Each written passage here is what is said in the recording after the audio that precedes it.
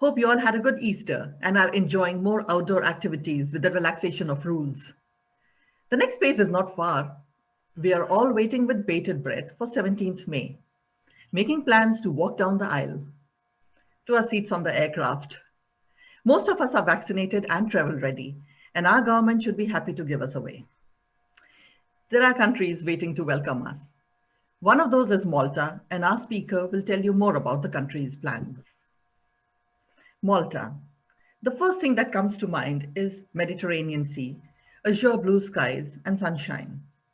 Due to its strategic location, Malta has always played a very important role for Europe, Northern Africa, and the Middle East. The islands have been continuously inhabited since over 5000 BC. They were occupied by the Phoenicians, Romans, Greeks, Arabs, and many others, and more recently by the French and the British. The architecture, food, and language is a reflection of its very mixed history, which has resulted in a beautiful cultural blend and a strong Maltese identity. The megalithic temples in Malta predate the pyramids and are also considered the oldest freestanding monuments in the world. Trace the history of these islands from the archaeological sites to the modern and end each day enjoying the vibrant capital city of Valletta. It is with good reason why the Maltese islands have been described as one big open-air museum. Every place on these little islands has a story to tell. To take us on our virtual journey today, we have with us Julia Valentino, the director and co-owner of Travel the Unknown's Malta operations. After graduating from university, Julia joined the family business and started off her career in sales and operations and moved her way up, and now manages the business together with her brother Simon.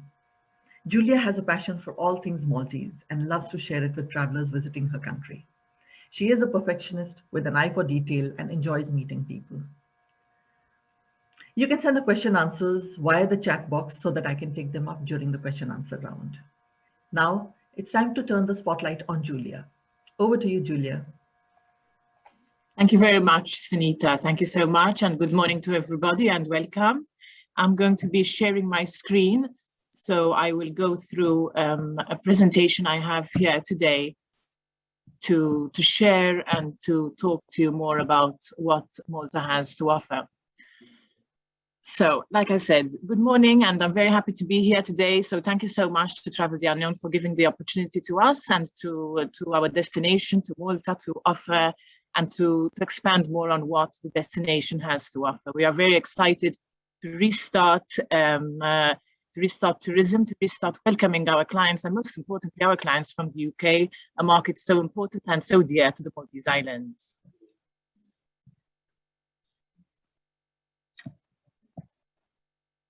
Sorry, I'm just having an issue here. Okay, there we are. So the Maltese Islands are made up of 3 main islands. It's an archipelago of 3 main islands, Malta, Gozo, and Comino. We are in the European Union. Our currency is the euro. We are less than a 4-hour flight from most airports in the UK. And Maltese is our main language, but English is also widely spoken. So you definitely won't have any problems going around the Maltese Islands and communicating in the English language. I'm going to go through here some cultural tours that we can offer to our clients. Malta is Malta is an island rich in history and culture, so we definitely have a number of cultural tours that we can offer to your clients. These are some of our best-selling tours. So first we'll start with Valletta. Valletta is the capital city. The name Valletta it bears its name from its founder, the Grand Master Jean de la Valette. The city was built by the Knights of the Order of St. John in 1566, following the historical victory of the Great Siege in 1565. The city bears, in fact, a Roman-type plan, boasting majestic palaces and flamboyant 16th and 17th century architecture. Over here, you can see the St. John's Cathedral. This is the interior of the St. John's Cathedral. This is the main cathedral of the order, which was built in 1574. And this is one of the first buildings, in fact, that was built in the city of Valletta. The cathedral is considered to be the jewel of the order on Malta, having its interior presenting marvelous works, accompanied by fantastic paintings, one of which is the very famous beheading of St. John by Carravaggio.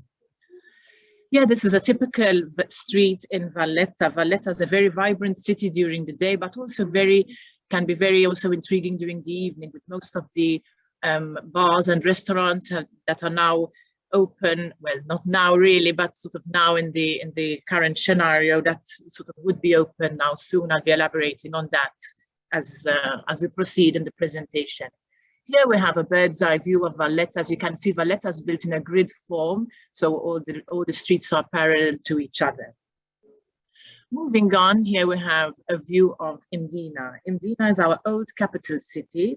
The origins of the old capital of Malta, situated in the center of the island, date back to the Bronze Age, some 1,500 years BC. Before Valletta was built, this fortified city had always been the administration of the island, bearing beautiful palaces owned by the nobility of Malta, and a quite interesting pattern of narrow streets resembling two Arab towns. Today, the Mdina is actually known as the Silent City, since no cars are actually allowed in the city, with the exception of its inhabitants, or some important occasions such as weddings or other religious functions. The city, in fact, has no more than 300 inhabitants. This is a typical narrow street in Mdina. Moving on, here we move to Rabat. Rabat is the town surrounding Mdina. The town of Rabat is not only known because of its vicinity, in fact, to Mdina, but to what it offers as a town. Rabat is one of the oldest towns in Malta, with about 11,000 inhabitants scattered within an area full of churches, chapels, shrines, old palaces, and beautiful terraced houses bearing fantastic architecture. These are mostly owned by Maltese nobility.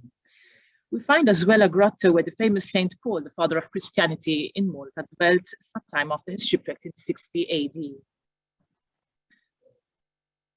A feature definitely in the Maltese Islands are our churches. In fact, we have 359 churches. Between churches and chapels, we have 359. So we always say we have a church for each day of the year. So in fact, we have 313 on Malta, on the island of Malta, and 46 are found in Gozo. We find different types of churches in Malta, such as cathedrals, basilicas, and the famous wayside chapels, which were those being built, in fact, first. Over here, we have a view of the beautiful rotunda, we call it. This is found in Mostar. This features this majestic building, the Assumption's Basilica, or the Mostar Rotunda, as it is widely known by the locals. Fate, in fact, has spared this church that during a mass service with approximately 300 people inside the church, a German bomb actually fell inside and fell through the dome, but it failed to explode. And in fact, this event was interpreted as a miracle by the Maltese people. Moving on, here we are in the area of Dingley. Dingley, here we have, these are known as the cart ruts. In fact, it is known as the Clapham Junction, which is a prehistoric site. And in fact, the nickname Clapham Junction was probably given by an Englishman who said that it reminded him of a busy railway station in London. So there you go. Moving on, here we move to Marsashlock. Marsashlock, this is Malta's most picturesque fishing village. Over here we have this is a very famous area for fishing and for the market, which is normally done every Sunday. Usually the fishermen come back with fresh fish to be sold by local shops or even displayed in the excellent fish restaurant along the coast of this village. The Lutsu, as you can see over here, this is our typical Maltese fishing boat, which developed more than a century ago. And in fact, these Lutsus are usually made of wood, and they are painted in 3 different colors: yellow representing the sunshine, blue representing the sea, and red, which stands for passion, put by the fishermen in their profession. All the Lutsus, in fact, if you notice, carry a pair of eyes, which is considered to be deriving from an ancient Phoenician custom, which was practiced by the Egyptians and even the Greeks as a sort of amulet for good luck or a lucky charm. In fact, we often refer to it as the eyes of Horus or Osiris, because it is said that it protects the fisherman while at sea, showing a strong sign of superstition. Here we have a beautiful view of the Blue Grotto. This is one of the most famous archaeological features in Malta's landscape, and it is found in the area known as Wit Izzurri in the southern part of Malta. Here you have a series of caves formed by the erosion of the sea, in fact, and the cliffs. The main cave is known as the Blue Grotto. It was naturally formed in a way resembling an elephant's foot and is very famous due to its fantastic pale blue color. In fact, you have the opportunity to experience this natural beauty by boarding a 30-minute boat trip and visiting the inside of the cave. Moving on to our temples, here we have a view of Hajar and Nimnaidra. These are one of the most important features, definitely, which the Maltese Islands carry. They date back to the second period of the Maltese prehistory in around 4000 to 2500 BC. The best examples are, in fact, the temples of Hajar and Nimnaidra, and these were discovered in 1839. Over here, we move on to our third island called Comino, or locally known as Kemuna, deriving from the cumin seed which once flourished in Malta. This is the smallest of the islands, lying between the islands of Malta and Gozo and measuring approximately 3.5 square kilometers. In fact, the most famous feature of Comino is the Blue Lagoon, which is our very famous sandy beach, considered to be paradise on earth by its numerous visitors. Moving on over here, we have a view of Calypso's cave in Gozo. This is our sister island in Malta, named Gozo, or Maltese Audesh. The word is deriving from the Punic term gol, meaning a small boat. The island is 3 kilometers far from Malta and is reachable by boat with approximately 25 minutes ferry boat crossing the islands. Here we have a view of Gigantia Temple. So Gigantia is considered to be the oldest freestanding megalithic structure of all times, being built around 3600 BC. So this means it is even older than the first pyramids built in Egypt. In fact, today this complex, which is under the protection of UNESCO, bears a very interesting museum full of artifacts discovered within the same complex. Here we have a view always in Gozo. This is Dweira. Dweira bears a lot of natural sites, including the inland sea. Here we also have the salt pans. Malta is very famous for its local salt, and the salt is actually picked from these salt pans, which are always located by the sea. Moving on, here we have Witilmela. This is found close to the town of Arp, and it means the valley of salt. Witilmela, in fact, translated in English, means the valley of salt, due to the strong seawater currents bringing with them, of course, the sea salt. Witilmela is a deep creek in the open seawater, bearing one of its sides an impressive huge limestone arch, resembling, in fact, the arch we previously had, known as the Azur window, which unfortunately collapsed in March 2017 due to a very heavy storm. I'll be moving on now in the next part of my presentation to some outdoor activities which we can organize for groups or individuals or requests. We have noticed that following COVID, people are maybe looking more at maybe outdoor activities or smaller groups, etc. And here is a selection of what we have to offer. So, for example, we can offer trekking and hiking tours around the islands of both Malta and Gozo. Segway tours that can happen again in Malta and in Gozo. We can also offer something different, like, for example, visiting Gozo in tuk-tuk, so remaining in your cluster and staying in a small group of 4 people over here, having a driven tour around the island of Gozo in tuk-tuks, or otherwise in what is known as go-cars. These are automatic self-driven cars that you can use to tour the island and visit the island. We can also offer jeep tours on the island of Gozo or in Malta. Here we have the rolling geeks. These are electric cars which are used to visit the 3 cities. We can also offer something alternative, like yoga classes that can be done outdoors. We are blessed with year-round good weather, I can say. So outdoor activities are definitely something which we enjoy to offer, because there's nothing better than fresh outdoor activities. So we enjoy offering something of the sort. Stand-up paddling, we're surrounded by water. So of course it is always very, very exciting to offer something on the sea. So this is something different. And seeing Malta actually from the sea gives a completely different view of the island. Subwing is something new that we're able to offer. Diving, Malta is very famous for its diving sites. So diving is definitely something for a diving passionate to do on the island of Malta. We have a number of wrecks that one can visit during their visit in Malta.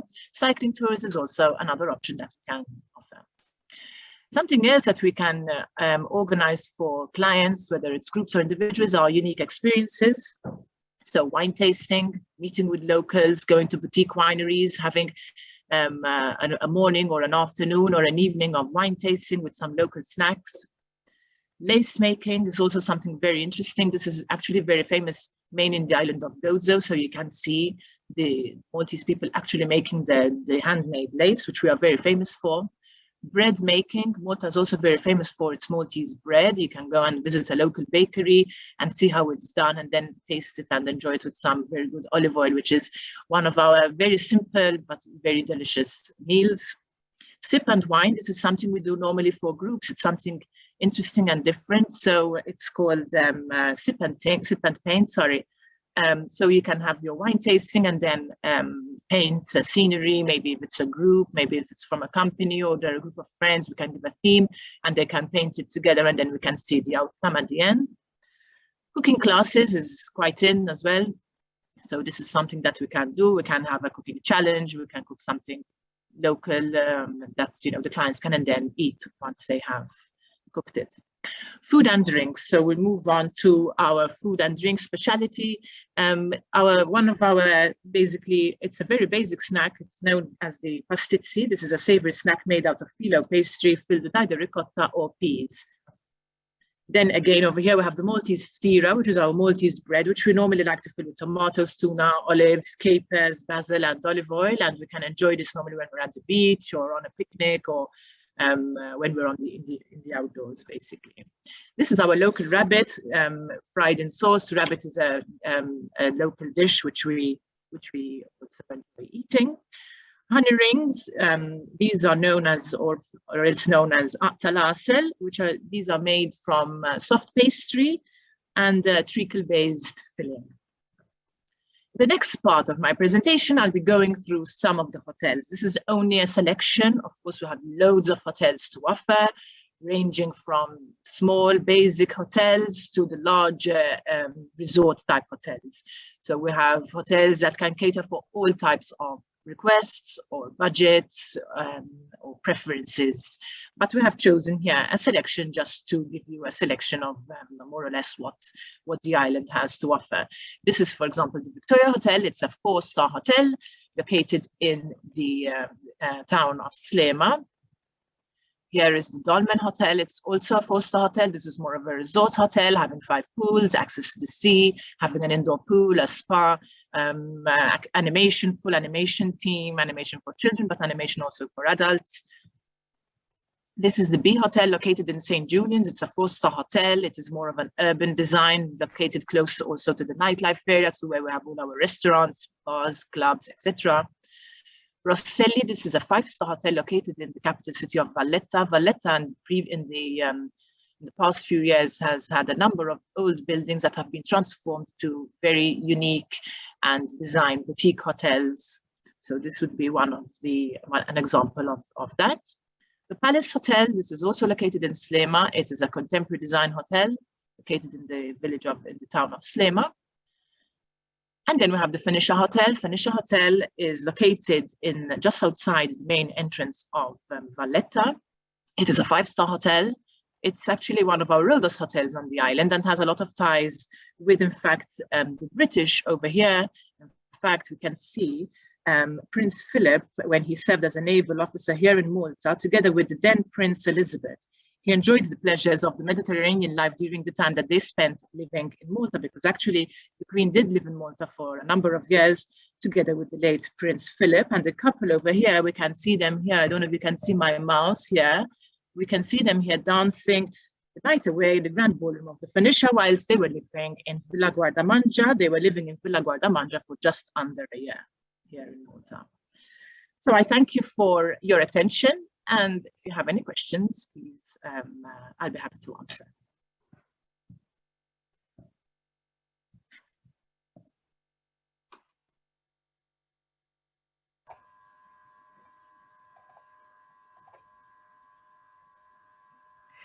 Thank you so much, Julia. That was a real quick presentation of the country, but it summed everything up so well. And I'll just bring up my presentation too, and then talk about it further. Okay.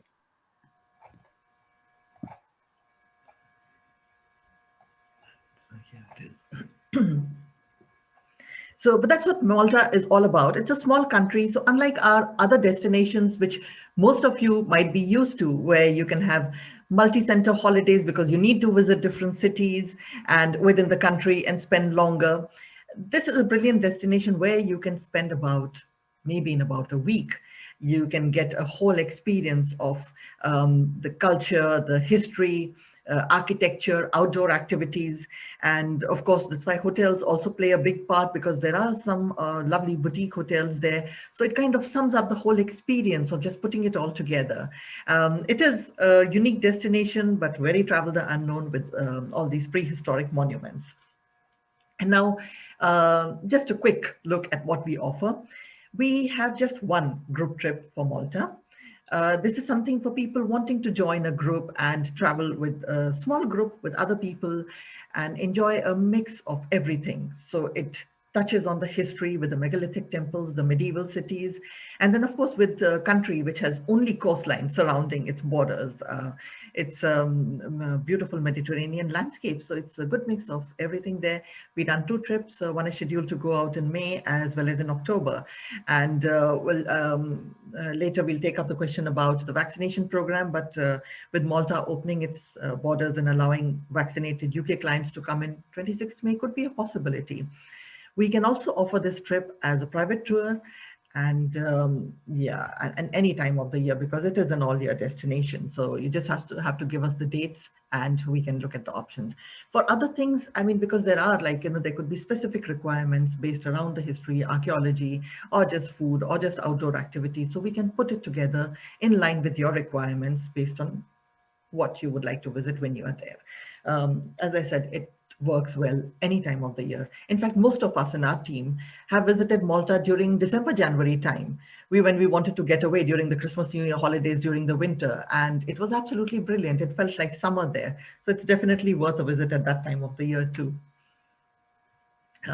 They're 2 hours ahead of UK and not during the British summer time when the time difference is just 1 hour. There are direct flights from the UK and EU, and being a Schengen country, there 90-day free visa-free entry for most nationalities, in fact. The currency is euro. ATMs are readily available everywhere around the country, and credit cards are also accepted at most places. Currency can easily be exchanged, and we do recommend keeping some small cash along with you, because when you visit smaller stores or you want to use it on the public transport. And as I mentioned, it's a year-round destination. So now we go on to the question answer round. So Julia, if you could join us, please, and I'll have the questions for you. Okay, sure. So the first question is, how often does the ferry go to Gyozo? Okay, so the ferry during the day, so during daytime, it goes approximately every 45 minutes. It takes approximately 25 minutes. In the nighttime, it's a bit of it's a reduced schedule. However, it still carries on throughout the night. Currently, we have one ferry which leaves from Chirkowa, which is the northern tip of the island, and going to Gozo. The plans are that we will also have a high-speed ferry from Valletta to Gozo, but that would be on a high-speed catamaran. But currently, it is from the northern tip to Gozo, 25 minutes throughout the day, every 45 minutes approximately, and in the evening, maybe every 1 hour and a half. The price is €4.65 per person, including return. Okay, that's great. And it operates during the winter time also? Absolutely, all year round. It is only cancelled in very, very severe weather conditions. But I can tell you, like in a year, they probably, cancel maybe never, or maybe just on one afternoon or whatever, when the sea is very, very, very rough. But normally what they do is, if they can't berth on one side, they berth on the other side, depending on the direction. But usually it carries on throughout the year, obviously subject to weather conditions. That's good to know. Thank you. Where did you say the Clapham Junction was? Which area? So that's in Dingley. So in Dingley, so it would be just there. Yes, exactly. Yes. Great. Okay. So one needs to get there and then just go around visiting. Yes, it's normally a walk. Yes, yes. And so what is the vaccination situation like, and how did they handle the COVID situation before then? Okay, so just to give you a recap, basically the situation in Malta was always very contained. I must say that we actually never went on a full lockdown. Last year, when sort of the rest of the world was on lockdown, we never went on a full lockdown. We had a very low cases throughout sort of the March to June. When we reopened for tourism, unfortunately, we didn't have too many restrictions, and then we got a bit of a spike starting from September, which lasted till around November. But and then moving on, the numbers were always very contained. Currently, at the moment, we are on what we call a soft lockdown. We have all non-essential shops closed, and schools are open, and gyms are closed, indoor pools are closed, restaurants are closed. However, we have a full plan for reopening, which basically is that on the 26th of April, so next Monday, we have all non-essential shops opening. So that includes hairdressers, spas, etc. Schools are to stay open. Restaurants will be opening gradually during the month of May. All museums and heritage sites will be opening gradually during the month of May, and we will be fully open for tourism on the 1st of June. In fact, we will be fully open for tourism, in fact, from the UK from the 1st of June. At the moment, they are saying to vaccinated people. Now, I'm not really sure if it's either vaccinated or negative PCR test. So, but I believe it is to vaccinated tourists as from 1st June from the UK and even from other markets, of course. The situation with regards to the vaccine, at the moment, I would like to add that at the moment we have very low cases. We have approximately 500 active cases at the moment. We do not have any burden on our emergency system, on our emergency intensive care unit. The hospitals are managing the situation well. Currently, we are at about 67% on first jab, and approximately just over 20% have taken the second jab. Here in Malta, we are giving the Pfizer, the Moderna, and the AstraZeneca. And as soon as the Johnson & Johnson gets the green light, which I believe they got yesterday from the EMA, we will have also the Johnson & Johnson, which would be a more speedy process because that is only a single jab. So this is a situation at the moment. We are vaccinating approximately 4,500 people per day.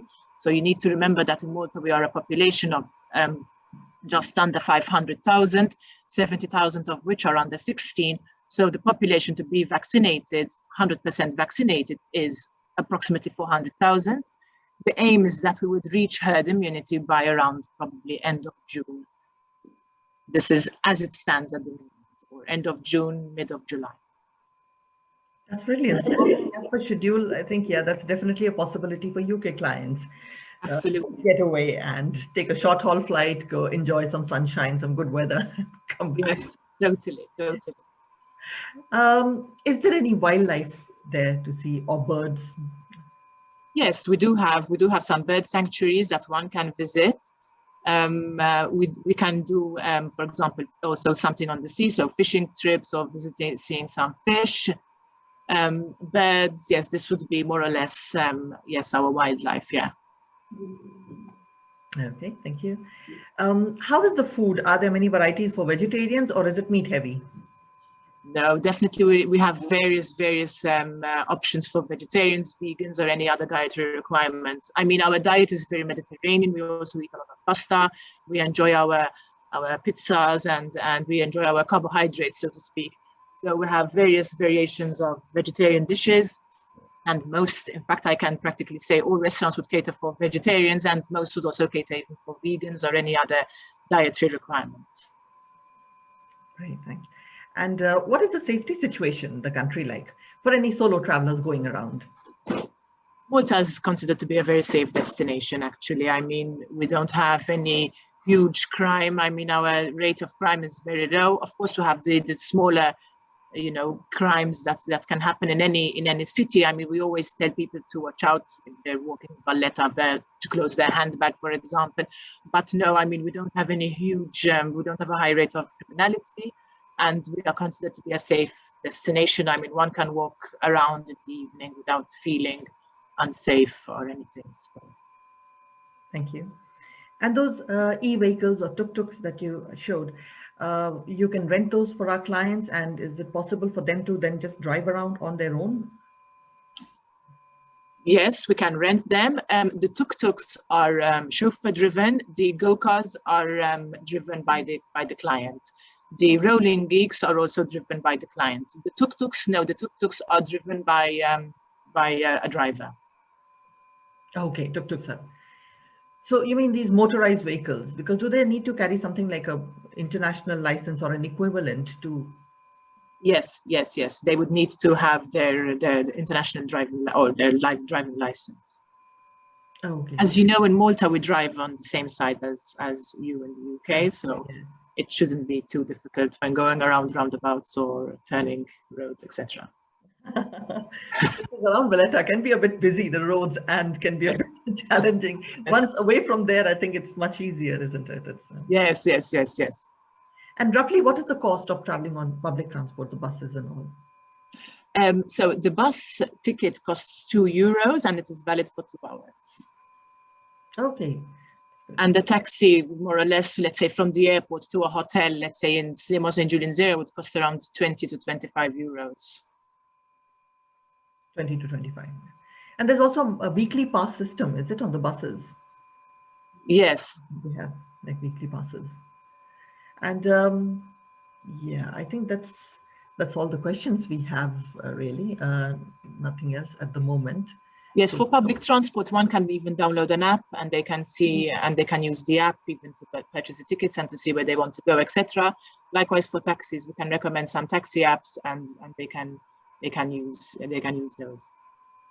Yeah, a mix and match actually would be interesting. Like, you know, when they're there, just trying different modes of transport and different ways to explore. Yes, actually, yes. The weekly pass, sorry, because I didn't mention, the weekly pass for the bus ticket is 39 euros. That's 39. Okay, thank you. We do have another question here actually, and it's is there a vibrant art scene, especially around Valletta? Art. Well, there would be various exhibitions, yes. I mean, at the moment, unfortunately, our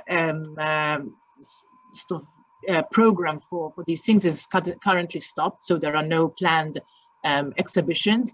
But yes, let's put it this way: in normal terms, there would be exhibitions going on throughout the year, and even in fact in Valletta there is a place called Spazio Creatif, which translated means creative space, which is basically a place where there would be various arts and exhibitions on display. You know, they would change like either weekly or monthly depending on the artist or on the exhibition. But at the moment, currently, we don't have this because at the moment our so-called calendar of events is kind of put on hold due to the COVID situation. Exactly. Yeah. Everything is like, you know. we hope that once we reopen and once things reopen on the 1st of June, that these restrictions will be lifted and that these exhibitions will be reopened, of course, with restrictions with regards to numbers, but I'm sure that the government will reopen that. But that is something that can be managed. Yeah, I think yes. That is where a little advanced booking would be required, so that going into these places, if there are going to be restriction on numbers, we are able to ensure that everybody gets entry. And yeah. So let's go on to the next slide then. Thank you so much. That's all the questions, Julia. Thanks. Thank you very much. Yes, so our other events, our upcoming events for May are shown here, and we hope to continue on our prehistoric trail by visiting Egypt next, but we're just awaiting confirmation. So once it's all confirmed and we have an idea whether we are going ahead with this or something else, you will be notified by newsletter. It will be up on our events page. And of course, a recording of this event and all our past events can be found on our events page. So thank you all once again for joining us today. And thank you, Julia, for whetting our appetite for Malta. We look forward to seeing you all in 2 weeks on our virtual tour of Egypt or whatever. Enjoy the rest of your day. Please take care and stay safe. Goodbye.